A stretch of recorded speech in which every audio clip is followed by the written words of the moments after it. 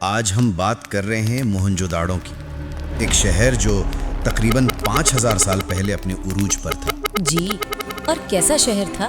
بہترین شہری منصوبہ بندی، نکاسی آب کا نظام دیکھیں تو آج بھی حیرت ہوتی ہے۔ بالکل، کہتے ہیں 40,000 تک لوگ وہاں رہتے تھے۔ ایک منظم معاشرہ لگتا ہے، ایک ترقی یافتہ تہذیب، لیکن اصل میں ایک گہرا معمہ بھی اسی سے جڑا ہے۔ وہی نا کہ جیسے سب کچھ ایک دن اچانک ختم ہو گیا، ایک دم سے۔ بالکل، جیسے شہر سو گیا اور پھر اٹھا ہی نہیں۔ تو آج کی ہماری گفتگو کا مرکز یہی ہے۔ سوال یہ نہیں کہ شہر ختم ہوا، بلکہ کیسے؟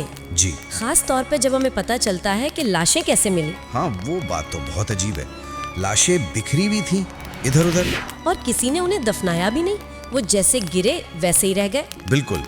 ایک لاش تو سر کے بل گری ہوئی بھی، کوئی گھٹنوں کے بل جیسے چھپ رہا ہو۔ یہ کوئی عام بات نہیں لگتی؟ نہیں، بالکل نہیں۔ یہ کسی منظم انخلا یا عام بیماری سے بہت مختلف تصویر پیش کرتا ہے۔ تو پہلا خیال کیا آتا ہے؟ شاید کوئی بیماری؟ ایک تھیوری تو یہی کہتی ہے کہ وہاں کوئی بھینکر بیماری پھیل گئی تھی، شاید پانی سے۔ ممکن ہے، پانی سے پھیلنے والی بیماریاں شدت ہو سکتی ہیں۔ لیکن پھر وہی سوال، اگر بیماری تھی تو پھر کسی نے کسی کو دفنایا کیوں نہیں؟ لوگ ایک دوسرے کی مدد کیوں نہیں کر رہے تھے؟ صحیح، بیماری میں تو لوگ ایک دوسرے کا خیال رکھتے ہیں، مرنے والوں کی آخری رسومات ہوتی ہیں، یہاں ایسا کچھ نظر نہیں آتا۔ تو یہ ہمیں دوسرے امکانات کی طرف لے جاتا ہے۔ ایک نظریہ جو کافی متنازعہ ہے، وہ شدید حرارت کا ہے۔ اچھا، شدید حرارت؟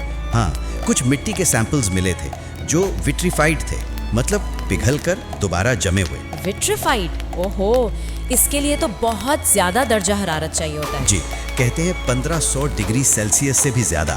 یہ عام آگ سے تو ممکن نہیں۔ 1500 ڈگری، یہ تو صنعتی بھٹیوں جیسا درجہ حرارت ہے۔ تو یہ حرارت آئی کہاں سے؟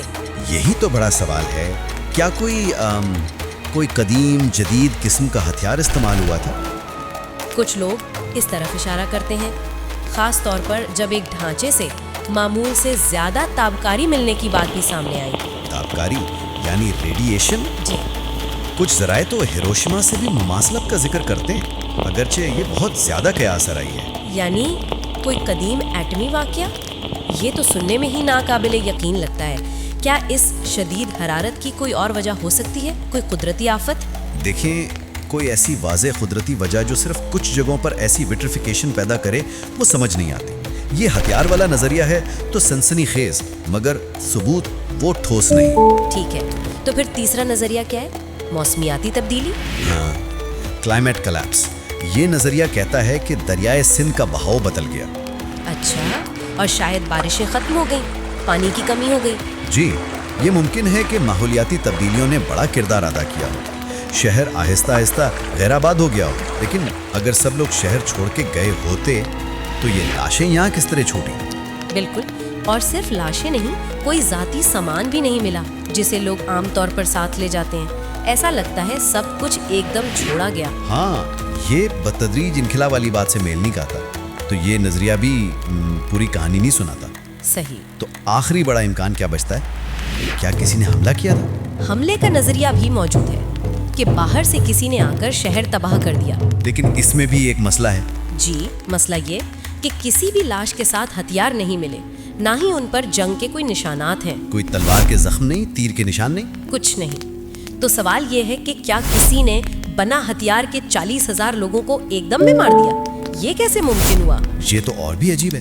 کوئی ہتھیار نہیں، کوئی لڑائی کے نشان نہیں، پھر اتنے لوگ مرے کیسے؟ بالکل، یہ بات سمجھ سے باہر ہے۔ تو ہمارے پاس کیا ہے؟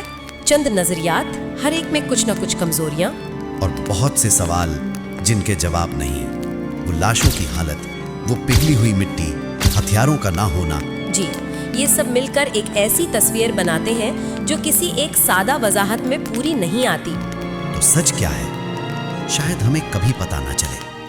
یہ راز شاید زمین کے نیچے ہی دفن رہے۔ شاید، لیکن موہنجوداڑو کی کہانی صرف ایک شہر کی گمشدگی کی کہانی نہیں ہے۔ یہ ایک وارننگ بھی ہو سکتی ہے۔ وارننگ کس چیز کی؟ شاید اس بات کی کہ تہذیبیں کتنی نازک ہو سکتی ہیں، اور شاید ایک اشارہ بھی ہمارے اپنے مستقبل کے لیے۔ یہ سوچنے کی بات ہے کہ اس قدیم تباہی کے آج کیا معنی ہو سکتے ہیں۔